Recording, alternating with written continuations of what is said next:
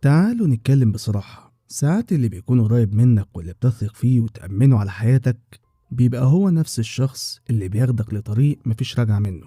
وده اللي حصل مع الجاسوس محمد حسنين. قصة حسنين مش قصة جاسوس عادي. حسنين دخل في السكة الغلط لما استسلم لصاحب السوق، وبدل ما يرشده للطريق الصح جره لطريق الجاسوسية اللي نهايته معروفة للجميع. لكنه كان عايش في وهم تاني. تخيل ان طول المحاكمة كان بيقول: أنا بطل قومي، أنا مش جاسوس. الغرور دايما بيعمل بصيرة. والغريب في القصة إن حسنين كان مقتنع إنه مش غلطان. بس يا ترى إيه اللي يخلي شخص يوصل للمرحلة دي؟ وإيه اللي يخليه يبيع وطنه بالشكل ده؟ وإزاي انتهى بيه الحال ما بين أربع حيطان بدل ما يكون وسط الأبطال؟ القصة دي مليانة تساؤلات وإجابات مش دايما واضحة. تعالوا نرجع خطوة لورا ونشوف إزاي حسنين ابن بورسعيد اللي كان ممكن يبقى نموذج للتضحية انتهى به الحال وبقى جاسوس وخاين. اتولد محمد حسنين يوم 23 مارس سنة 1974 في بيت بسيط من أسرة متوسطة. أبوه كان صاحب محل مستلزمات منزلية، والناس عايشة حياة عادي، لا غنى ولا فقر. لكن مش دايما اللي بيتولد في ظروف عادية بيفضل على طريق الخير. وزي ما في أبطال بتضحي بأرواحها، في كمان اللي بيخون وطنه. محمد حسنين كان أكبر واحد بين أربع إخوات، وهو اللي كان شايل المسؤولية من صغره. والحقيقة أبوه كان راجل جدع بيحاول يربي ابنه على المسؤولية، فكان ياخده معاه للمحل اللي بيبيع مستلزمات منزلية عشان يعلمه أصول الشغل ويكسبه الخبرة بدري. وحسنين كان بيدرس وفي نفس الوقت بينزل يساعد أبوه في التجارة. ولحد هنا الموضوع شكله طبيعي، حياة شاب مصري عادي من أسرة متوسطة. لكن دايما في حاجة بتقلب الموازين. خلص حسنين الثانوية العامة، بس للأسف مجموعه ما كانش زي ما هو وأهله كانوا بيأملوا. وحلم الكلية الطموح طار، واضطر يدخل معهد فني تجاري لأن ما كانش فيه اختيارات كتيرة قدامه. لكن ده ما خلاهوش يتراجع، قرر يكمل ويشتغل جنب الدراسة، وفضل على نفس الحال لحد ما جت اللحظة الحاسمة: التجنيد. محمد حسنين دخل الجيش زي أي شاب مصري، قعد سنتين، وفي الوقت ده كان برضه خلص دراسته في المعهد وحصل على الدبلوم. ومشوار الحياة الحقيقي ابتدى بعد ما خلص التجنيد سنة 1996. بورسعيد في الوقت ده كانت لسه قلب التجارة النابض في مصر، وأي حد عنده عقلية تجارية كان ممكن ينجح. وحسنين كان متميز قوي في الموضوع ده. اتعلم من أبوه فن البيع والشراء من هو صغير، وده خلاه يدخل سوق التجارة بثقة. والفلوس بدأت تجري في إيده، والتجارة كانت ماشية معاه زي الساعة. كان بيعرف يبيع أي حاجة، وكلامه الحلو كان بيقنع الزبون يشتري منه. هنا نقدر نقول إن حسنين ما كانش مجرد تاجر، ده كان تاجر حريف بيعرف إزاي يكسب الناس حواليه. لكن الفلوس ساعات بتبقى فتحة باب للنصايب أكبر. بعد ما اشتغل 4 سنين في التجارة وشاف الفلوس بتجري في إيده، فجأة قرر يغير حياته تماما. التجارة مش كفاية، حسنين كان دايما بيدور على حاجة أكبر، حاجة تفتح له أبواب جديدة. وهنا جت اللحظة اللي غيرت حياته كلها. قرر يدخل مجال تاني خالص، الملاحة البحرية. وأول ما اشتغل اتعين في مكتب ملاحة بسيط، وكان بيعافر عشان يتعلم كل حاجة عن المجال ده. لكن زي ما بيقولوا كده، اللي عنده شغف وطموح مفيش حاجة بتوقفه. حسنين فضل يتنقل من شركة لشركة، وكل ما يتنقل من مكان لمكان كان بيزيد خبرة جديدة، لحد ما بقى واحد من الناس اللي ليها وزن تقيل في الشغلانة. وفي سنة 2010 كانت نقطة تحول كبيرة في حياته المهنية. خبرته الكبيرة خلت شركة حورس للملاحة تشوف فيه فرصة ذهبية، فعينته بسرعة في فرع بورسعيد، واللي مش مجرد ميناء عادي، دي بوابة على البحر المتوسط كله. وحسنين بأسلوبه وذكائه بقى الكل في الكل في الشركة، وكان عارف كل حاجة بتحصل في الميناء، من أول السفن اللي داخلة لحد عمال الميناء فرد فرد. ومش بس كده، ده كان عنده تصريح يخليه يدخل أي ميناء في مصر. يعني أي سفينة كانت بتحمل بضاعة أو بتنزل حاجة، حسنين كان أول واحد يعرف التفاصيل. يعني كان بيعرف دبة النملة في الميناء. ونجاحه في الملاحة خلاه يوصل لمنصب الرئيس التنفيذي. والحقيقة حسنين كان شاب محظوظ، كان ليه معارف من كل الفئات: موظفين كبار، ضباط شرطة، أمناء، ناس في الجمارك، ومعارفه كتيرة قوي، وكل واحد فيهم ممكن يفتح له باب جديد.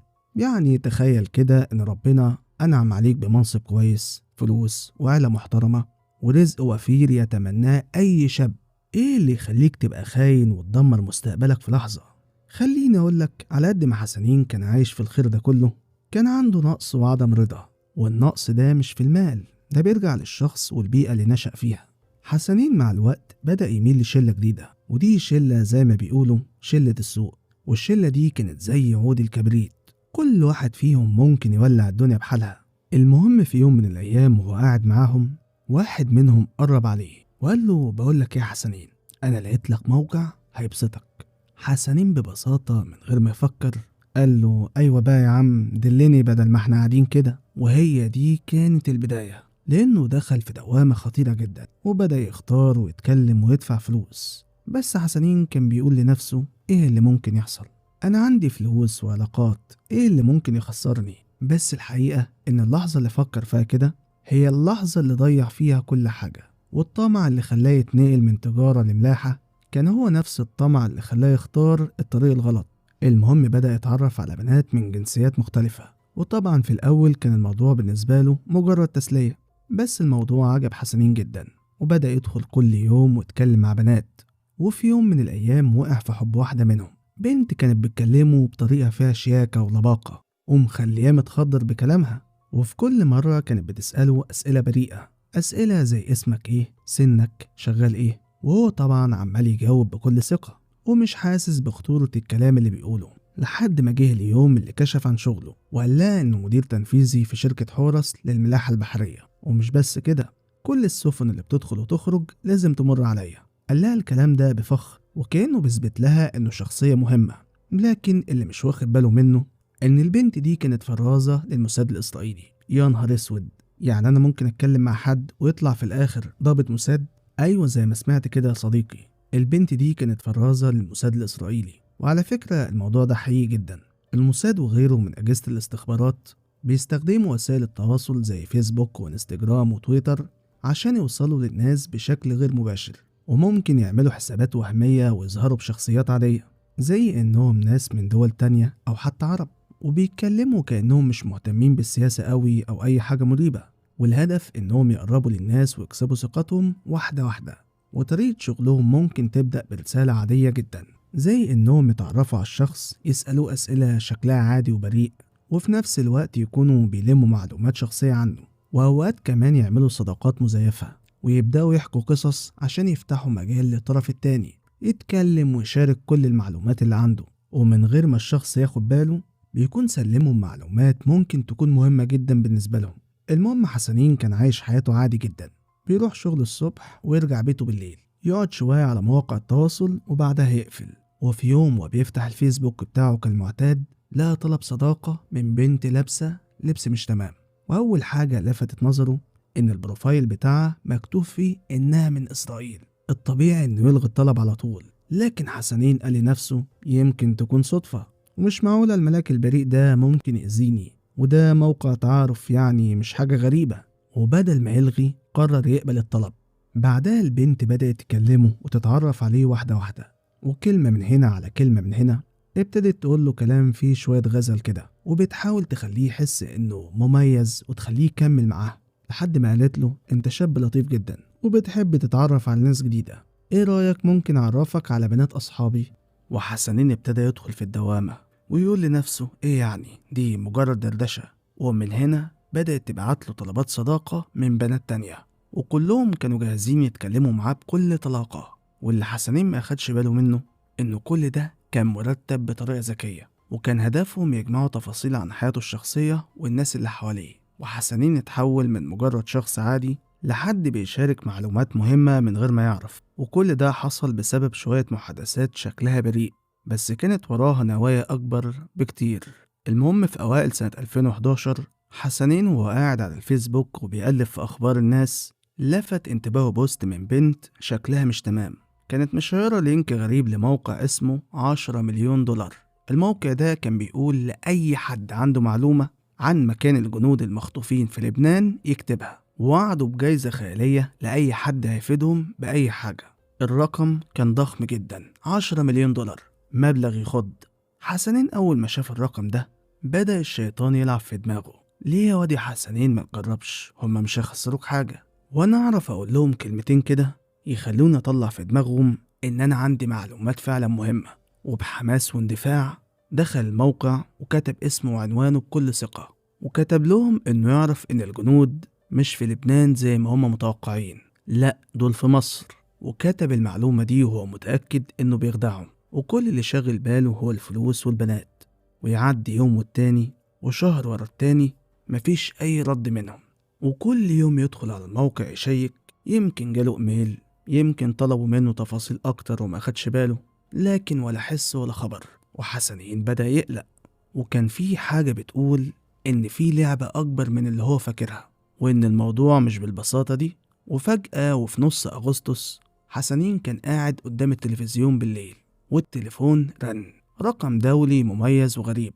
وقال لنفسه يا ترى مين اللي ممكن يكون بيكلمني في الوقت ده؟ رد بحذر، وساعتها سمع صوت شخص بيتكلم بلهجة شامية: السلام عليكم، أنا أبو منصور. وأبو منصور بدأ يقول له شوية أسئلة بسيطة، بس حسنين فهم من لهجته إنه مش راجل عادي ومش بيسأل كده صدفة. أبو منصور قال له: أنا شفت اللي أنت كتبته في الموقع وراجعت بياناتك كويس، وبصراحة عندي كام سؤال ليك. قول لي يا حسنين، إيه المعلومات اللي عندك عن الجنود المخطوفين وعرفتها منين؟ حسنين حاول يظهر نفسه كخبير وقال له بثقة: أنا أعرف كل كبيرة وصغيرة، والشغل بيخليني أسمع حاجات كتير. وبالنسبة للجنود المخطوفين أنا سمعت طرطيش كلام إنهم في مصر.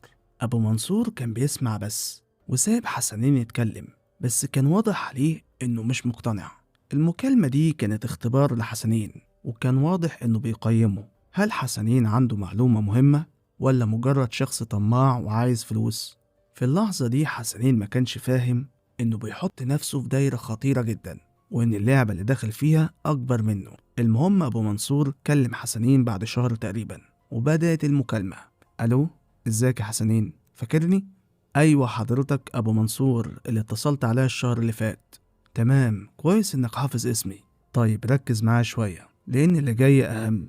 بص، هديك رقم خاص بيك، وده هيكون سر بيني وبينك، وأي وقت أحتاجك فيه هبعتلك عليه، مفهوم؟ حاضر حاضر، أنا هجيب ورقة وقلم واكتب الرقم. ورقة إيه؟ لأ، الرقم ده تحفظه في دماغك، كل حاجة في دماغك وبس. متفقين يا حسنين؟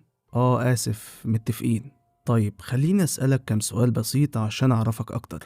ساكن فين دلوقتي؟ أنا جاوبت على السؤال ده قبل كده. أنا قاعد في بورسعيد وقريب من الشركة اللي بشتغل فيها. معاك عربية؟ عندي، بس يعني بستخدمها على فترات. حلو، ده هيسهل علينا المهمة. طيب قولي، شغلتك إيه بالظبط في الشركة؟ وبتمسك إيه هناك؟ برضو أنا جاوبت على السؤال ده أكتر من مرة. أنا وبكل فخر الرئيس التنفيذي لشركة حورس، وأعرف هناك دبة النملة في المينا. طيب بتقبض كام في الشهر؟ ومش عايزك تجيب لي رقم تقريبي، عايز الحياة كاملة. والله مش هقدر أحدد لك أنا بقبض كام، لأن في مصالح كتيرة بعملها في المينا، وعلى كل حال هو مرتب كويس جدا.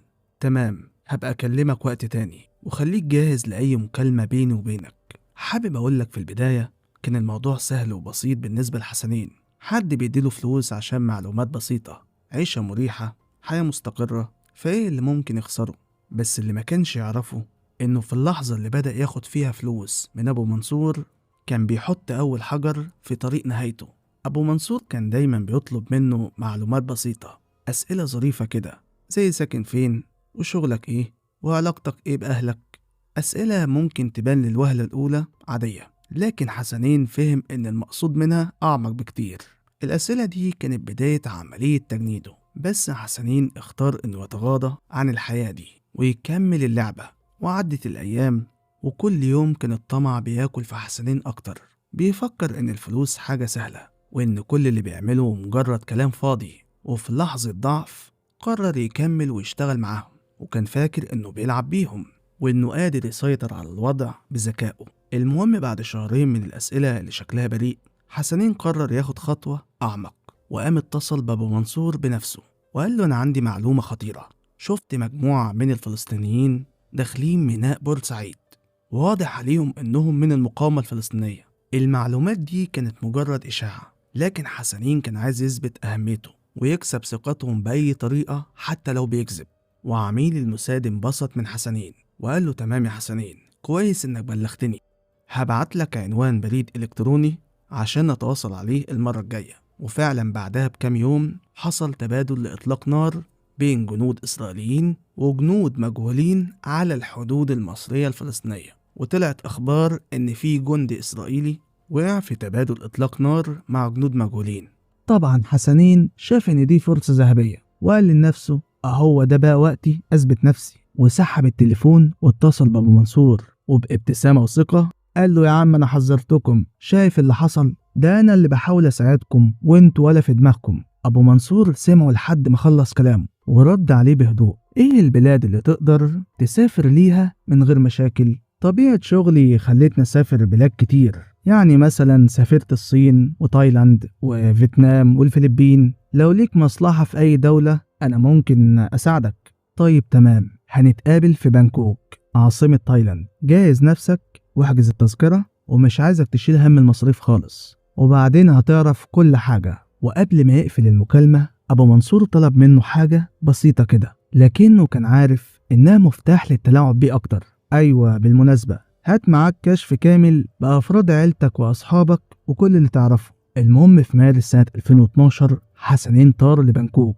وهو مفهم عيلته إنه مسافر شغل، لكن في الحقيقة كانت الرحلة دي بداية لعبة كبيرة أبعادها أكبر بكتير من اللي كان متخيله. وأول ما وصل قابل أبو منصور، وده الشخص اللي طول الوقت بيقنعه إنه صديقه بيساعده. بس حسنين كان فاكر الموضوع بسيط، لكنه لقى نفسه واقف قدام باب السفارة الإسرائيلية في بانكوك.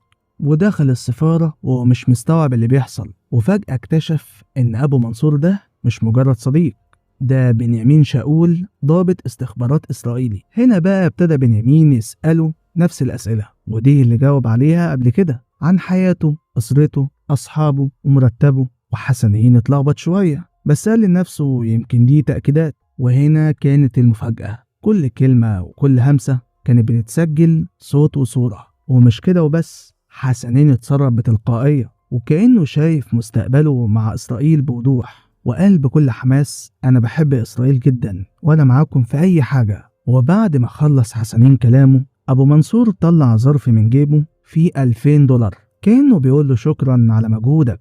لكن القصة ما خلصتش هنا، لا دي كانت مجرد بداية. حسنين كل ليلة يلاقي بنات جديدة مستنياه في الفندق اللي قاعد فيه، بنات من كل شكل ولون. والفندق ده بقى مش مكان عادي، ده جنب السفارة الإسرائيلية، بحيث يكون دايما في نطاق الرؤية وتحت المراقبة المستمرة.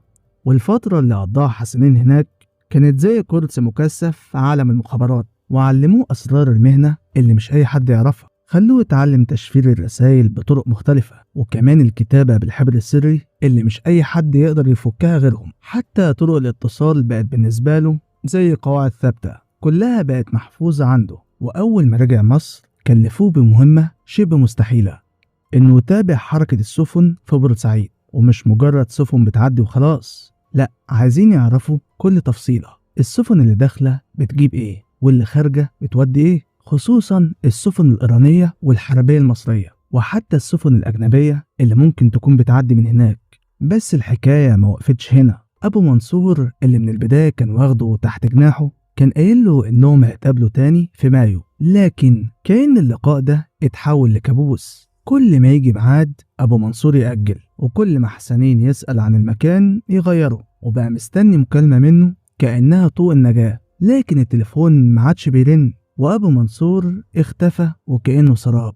والقلق كان بياكل في حسنين، وكل تأجيل كان بيكلفه فلوس على الفاضي. وعدى شهور وهو بيلف في دوامة الخسائر لحد ما لقى نفسه خسر حوالي 5000 جنيه في الهوا، وكل ده بسبب تأجيلات أبو منصور اللي لا ليها أول ولا آخر. وفي اللحظة اللي حسنين قرر إنه ما ينفعش يسكت على اللي حصل، قال لنفسه لازم أعمل حاجة. فدخل على موقع الموساد الإسرائيلي وعايز يعرفهم الحقيقة من وجهة نظره، فكتب لهم كل حاجة بتفاصيلها من البداية لحد النهاية، وعرفهم بعلاقته بأبو منصور وكأنها شهادة أمام المحكمة. وكمل كلامه وأضاف الرقم السري بتاعه، وكتب كمان إن أبو منصور مش شغال زي الناس، ودي مش أول مرة يحصل فيها كده. بعدها عدى أسبوع والتاني مفيش أي رد. أبو منصور كأنه اتبخر، وحتى الموساد مش بيرد عليه. وهنا حسنين بدأ يحس بالإحباط، لكن قعد يفكر مفيش وقت للندم. قرر يتواصل مع السفارة في قبرص وحكى لهم كل حاجة عن تجربته مع أبو منصور كأنه بيفتح ملف سري. ردوا عليه هنكلمك تاني، كأنهم بيقولوا له احنا مراقبينك. وبالفعل بعد كام يوم اتصلوا بيه مرة تانية، وكانت المفاجأة قالوا له احنا محتاجين صورة من جواز سفرك. وبعد ما حسنين بعت الصورة للسفارة قعد مستني الرد لحد ما في يوم من أيام نوفمبر سنة 2012 المكالمة اللي كان مستنيها جت أخيرا. بس أبو منصور كلمه وهو متعصب جدا. ألو، إيه يا حسنين، أنت اتجننت؟ تروح تكلم السفارة لوحدك من غير ما تاخد إذني؟ يا أبو منصور أنا استنيتك كتير وأنت اتأخرت عليا وكنت مستني ردك، لكن مفيش حد ظهر ولا حد اتكلم. قلت اتصرف من نفسي. تتصرف من نفسك؟ ده في الشغل بتاعنا اسمه تهور، وفي ناس بتدفع تمن التهور ده حياتها. معلش يا أبو منصور، بس أنا كنت خايف شوية واضطريت أعمل كده. عارف يا حسنين أنا فاهم ظروفك، بس المرة دي إنذار أخير. التصرف ده لو اتكرر تاني هتبقى نهايتك. خليك على الخط اللي احنا محددينه. طيب يا أبو منصور أنا آسف مرة تانية، أنا جايز أسمع منك التعليمات. بص يا حسنين، هتقابلني في الفلبين وهات معاك بطاقة هويتك ورخصة السواقة والتصريح اللي بتدخل بيه الموانئ البحرية، مفيش حاجة تتنسي، مفهوم؟ حاضر يا أبو منصور، هنفذ كلامك بالحرف. تمام أوي كده، وأي خطوة تانية تأكد إنك هتاخدها بعد ما تكلمني، مفهوم؟ وفعلا حسنين سافر زي ما ضابط الموساد طلب منه، ولما وصل المكان المحدد دخل أوضة فاضية تقريبا فيها ترابيزة واحدة وشوية كراسي، وأبو منصور قاعد مستني ومعاه ضابط تاني اسمه ديفيد مائير. حسنين دخل وعينه مليانة توتر، بس أبو منصور قال له أهلا أهلا يا حسنين، بقالنا كتير مستنيينك، عملت لك مفاجأة حلوة بزيارتك دي. حسنين رد آسف على التأخير، ظروف ملخبطة. أبو منصور قال له اسمع يا حسنين، التصرف اللي انت عملته المرة اللي فاتت دي بفكرك بيه تاني، وبقولك ان ده ممنوع في شغلنا، ولازم تعرف حاجة مهمة، احنا مش جندناك، انت اللي جيت برجلك، يعني احنا ملناش مصلحة معاك غير لو انت عايز تشتغل بجد. رد ديفيد مائير بنبرة تهديد، خليك فاكر كمان انت هنا مش صاحب القرار، وعشان تفضل في الأمان لازم تسمع وتنفذ، مفيش شغل من دماغك تاني، فاهمني؟ حسنين رد عليهم وقال أنا هنا عشان أساعدكم، قولولي عايزين إيه وأنا أجيبه ليكم. أبو منصور قال له طيب شوف يا حسنين، عاوزينك تجمع لنا كل معلومة عن السفن الإيرانية اللي داخلة وخارجة من الميناء، وعايزين نعرف بالتفصيل إيه اللي جوه السفن دي ومين الناس اللي شغالين على تحميلها وتفريغها. حسنين رد عليهم وقال كل ده يعني عايزين كل حركة في الميناء. بس ديفيد مائير رد عليه وقال ومش كده وبس، كمان عايزين نعرف مين من العمال اللي ممكن نقرب ليه ومين ممكن يتجند لصالحنا، يعني شخص يكون عين لينا دايم في الميناء. حسنين رد بحذر طيب والمقابل؟ أبو منصور قال له $2000 في الشهر و5000 دولار على كل تقرير محترم، بس الكلام ده لو اشتغلت، بس لو غلطت مرة واحدة اعمل حسابك هتدفع التمن غالي جدا. حسنين قال لهم ماشي، اعتبروا الشغل حصل. وحسنين بعد ما خلص المقابلة مع أبو منصور وديفيد مائير خرج من الاجتماع وحاسس إن اللعبة ابتدت بجد، وبدل ما كان عايش عادي بقى دلوقتي داخل في أخطر مغامرة في حياته. واتفق معاهم إنهم هيتقابلوا مرة تانية، بس كالمعتاد هيغيروا البلد وهيدوله بريد إلكتروني جديد وتليفون جديد ولابتوب مجهز مخصوص عشان التواصل. المهم بعد رجوع حسنين للمينا بدأ يركز في كل حاجة حواليه، وما بقاش يفوت صغيرة ولا كبيرة، ومفيش حاجة بتحصل إلا ويعرفها، وبقى مفيش موظف بيدخل ولا بيخرج إلا وعارف تفاصيله. ومع كل تقرير الدولارات كانت بتزيد في جيبه، لدرجة إنه بقى بيلعب بالفلوس لعب، وكل ما كان يزيد في إبداعه في الشغل كان يلاقي المقابل أعلى وأحسن. وبما إنه كان جاسوس ذكي ومحنك، المخابرات المصرية ما كانتش واخدة بالها منه، وكان أي إيميل بيبعته بيكون مشفر زي ما علموه بالظبط في بانكوك، زي ما يكون حافظ أساليب التجسس عن ظهر قلب. بس حسنين اللي كان شايف نفسه أذكى من الكل قرر يلعب لعبة محدش يجرؤ عليها. قال لنفسه ليه ألعب مع فريق واحد لما ممكن أكون بطل على الجنبين؟ الله، بطل إزاي؟ هي فكرة شيطانية وخطيرة، فكرة ممكن تخليه يبقى بطل أو تقضي عليه للأبد. قال لك أروح للمخابرات الحربية في بورسعيد وبكل برود أقول لهم إني قطعت علاقتي بالموساد، واديهم الإيميل القديم ورقم التليفون القديم وكل حاجة بتثبت إن خلصت من الموضوع ده، وكده أبقى بطل وطني قدامهم. أنت متخيل عزيزي المشاهد هو عايز يعمل إيه؟ بس الحكاية كانت أكبر من كده. في الوقت اللي هيلعب فيه دور البريء كان محضر لنفسه بريد جديد وتليفون جديد عشان يفضل على تواصل سري مع الموساد من غير ما حد يشك فيه، وبكده يبقى قدر يضحك على الكل ويكسب من كل ناحية. وهنا حسنين ابتسم وقال لنفسه: الله عليك يا حسنين، لعبة مزدوجة ولا في الأفلام. وحسنين ما استناش النهار يطلع، أخد بعضه واتحرك على مبنى المخابرات الحربية وهو قلبه بيدق، وكان عنده إحساس إنه شايل قنبلة جاهزة تنفجر، وكل خطوة بياخدها حاسس إنها بتقربه من مصيره. وأول ما وصل وقف قدامهم واعترف بكل اللي حصل، وحكى عن اللحظات اللي عاشها وعن كل التفاصيل اللي مر بيها. لكن الغريب بقى إنه حس إنهم مش معبرينه قوي، كأن كلامه ملوش تأثير كبير، وقالوا له هنبقى نكلمك وقت تاني. الشعور ده كان بيزيد توتره لحد ما قرر يكمل وقال لك: طالما جيت لحد هنا ومحدش عايز يسمعني، أنا لازم أروح للمخابرات العامة في القاهرة، يمكن هناك ألاقي حد يفهم حجم اللي بقوله. المهم برضه راح وقال لهم نفس الحكاية، وحكى عن الموساد وكلامه معاهم، وحاول يوضح إنه كان مكمل معاهم في اللعبة دي بس عشان يعرف هم عايزين إيه منه بالظبط، وده كله من غير ما يخون ومن غير ما يخطي خطوة واحدة ضد بلده. وهنا ردوا عليه بنبرة قاطعة ومخيفة في نفس الوقت: ابعد عن السكة دي تماما، ولو حصل أي حاجة تانية أو لو اتواصلوا معاك تاني تعال على المخابرات الحربية في بورسعيد، وهم هناك هيقوموا بالواجب وزيادة. وبعد ما رجع حسنين البيت قعد مع نفسه يحسبها من تاني، بس المرة دي كانت مختلفة، كأنه بيبص للدنيا بنظرة تانية، نظرة مليانة طمع ومليانة كمان خطط مش سهلة. وبدل ما يكون مجرد أداة في لعبة أكبر منه، قرر إنه يبقى اللاعب الكبير اللي بيسحب الخيوط من ورا الكواليس. قال لنفسه: ليه ألعب على اتجاه واحد بس؟ ما هو كل طرف عايز يعرف عن التاني، وليه ما استخدمش ده لمصلحتي؟ الشيطان اللي جواه بقى يقنعه إنه يشتغل مع الكل ويستفيد من الكل. لو المخابرات الإسرائيلية عايزة معلومات عن الإيرانيين، فالإيرانيين أكيد برضه عايزين يعرفوا كل حركة وكل همسة عن الإسرائيليين.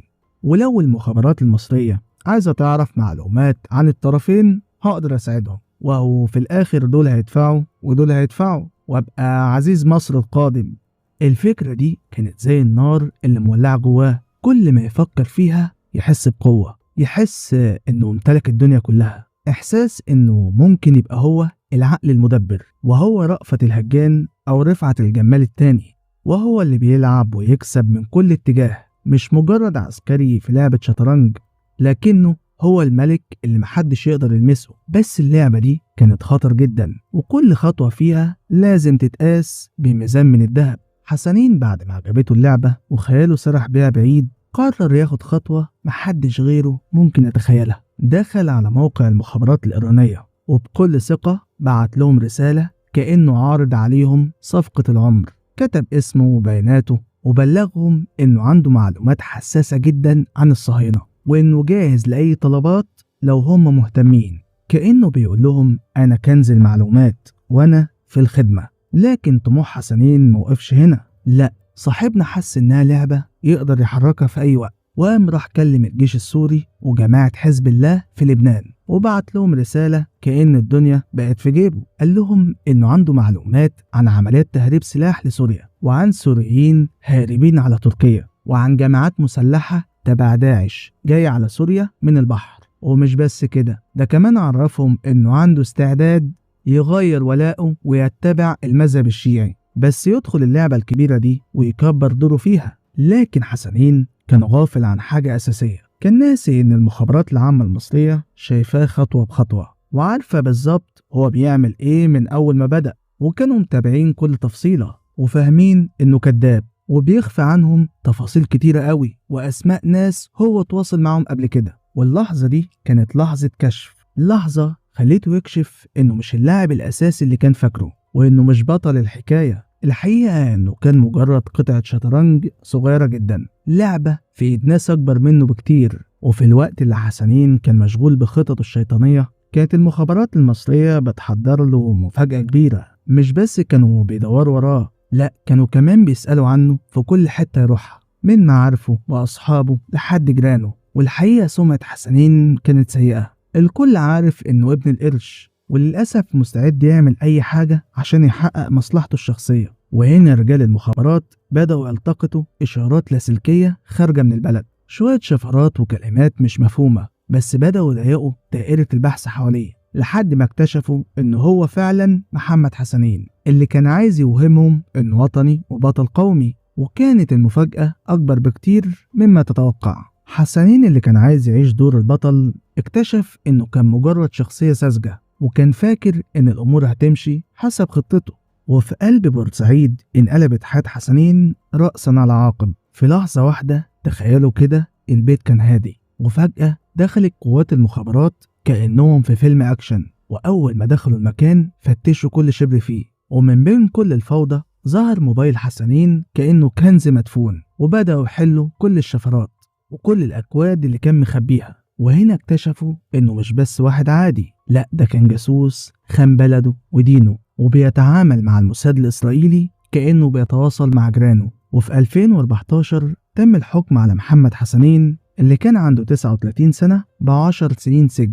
بعد ده كله ياخد 10 سنين سجن بس؟ ازاي الكلام ده؟ ليه ما تحكمش عليه بالإعدام؟ خليني أقولك، أولا فكرة الإعدام في قضايا التجسس مرتبطة بشكل كبير بالحالة اللي البلد فيها. لو في حالة حرب واضحة، الجاسوس بيكون هدفه إضعاف الجيش أو تسهيل عمليات العدو، وده بيخلي الحكم عليه بالإعدام أكتر شيوعا. لكن في حالة حسنين القضية مختلفة شوية. أولا في الوقت اللي تم القبض عليه فيه ما كانش فيه حالة حرب نشطة بين مصر وإسرائيل، يعني الأمور كانت أهدى نسبيا. ورغم أنه اتهم بالتجسس، لكن الموقف السياسي كان أقل حدة، وده خلاهم يحكموا عليه بالسجن بدل الإعدام. كمان الحكم ب10 سنين سجن ممكن يكون مؤشر على انهم شافوا انه كان مجرد خاين عادي، لكن مش بالمشكلة اللي هيهدد الامن القومي بشكل مباشر. ثانيا لازم نفكر في العوامل الانسانية. احيانا المحكمة بتاخد في اعتبارها ظروف الجاسوس نفسه، زي اذا كان عنده عيلة او تاريخ عسكري، او حتى اذا كان في امل في اصلاحه. وده طبعا ما ينفيش ان خيانته كانت جريمة كبيرة. لكن الحكم بالسجن كان تعبير عن إن الدولة مش عاوزة تتعامل معاه بحسم كبير. يمكن عاوزين يدوا درس للناس اللي ممكن يفكروا في خيانة بلدهم من غير ما يوصلوا لحد الإعدام. وفي النهاية الحكاية مش بس عن حسنين، لكن عن فكر وعقلية المجتمع. هل الناس هيتعلموا من أخطاء حسنين، ولا يفكروا إنهم ممكن يفلتوا من العقاب ويكملوا في طريقهم؟ التجسس مش مجرد خيانة، دي خيانة الأرض والشعب. ولحد هنا يكون الفيديو انتهى، وبتمنى تكون المعلومات البسيطة دي نالت إعجابكم. سلام عليكم.